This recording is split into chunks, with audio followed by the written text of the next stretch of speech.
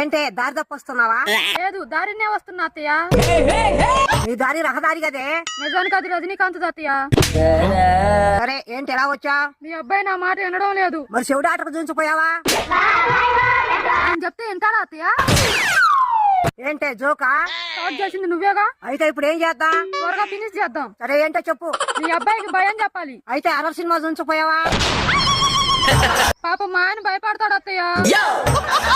మరి ఇప్పుడు ఏం చేయాలి? మా ఆయన్ని మంచిగా మార్చాలి. అయితే కొత్త బట్టలు వేద్దాంపా.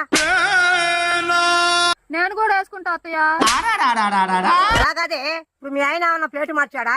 లేదత్తయ్య, రోజు అదే ప్లేట్ లో తింటున్నాడు. ఇప్పుడు మీ ఆయన చేసిన తప్పేంటే? అసలు ఒక తప్పు కూడా చేయట్లేదు అత్తయ్య. ఇప్పుడు నీకేం కావాలి? నా భర్త నా మాట వినాలి. వినకపోతే వాయిస్ రికార్డ్ చేసి పంపిస్తా.